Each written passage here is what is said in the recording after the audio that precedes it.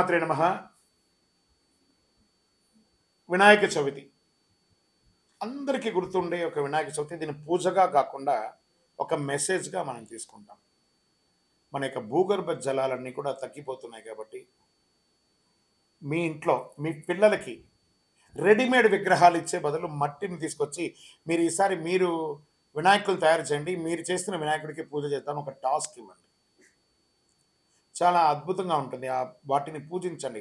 ఆ యొక్క వినాయకుల్లో కాస్త తులసి విత్తనాలు లేదా టమోటా విత్తనాలు, కొన్ని కూరగాయల విత్తనాలని ఆ పిల్లలకిచ్చి ఆ మట్టిలో కలిపి ఆ విగ్రహాన్ని తయారు చేయమనండి.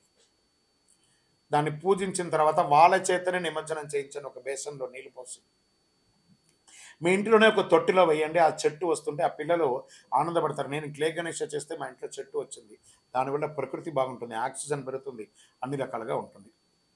ఇక మండపాల్లో వినాయకులు పెట్టుకునే వాళ్ళు దయచేసి ప్లాస్టర్ ఆఫ్ ప్యారిస్‌తో కూడినటువంటి వినాయకుడిని దయచేసి పెట్టకండి. క్లే గణేష్ అని పెట్టండి. తర్వాత మండపాల్లో ఈ సినిమా పాటలు అవన్నీ కూడా కాస్త అవాయిడ్ చేయండి.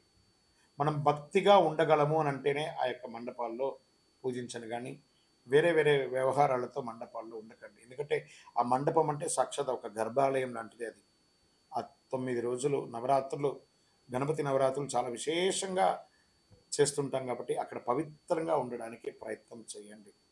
మనం మొదటి రోజు పవిత్రంగా ఉండి మిగతా రోజులు కొంచెం తేడాగా ఉంటే భగవంతుడు అన్ని రకాలుగా ఆలోచిస్తుంటాడు.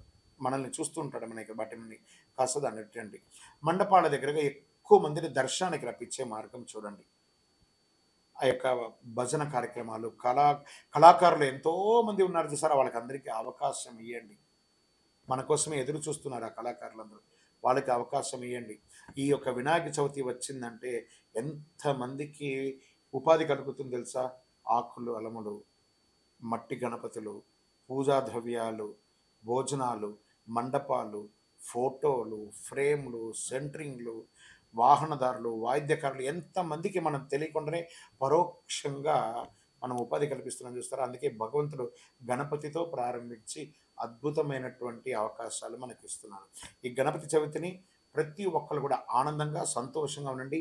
చెరువుల దగ్గరికో లేదా నది దగ్గరికో వెళ్ళేటప్పుడు పిల్లలు జాగ్రత్త. అది కూడా జాగ్రత్త పడండి. వినాయక చవితిని ఆనందంగా చేసుకోండి. విజయోస్తు.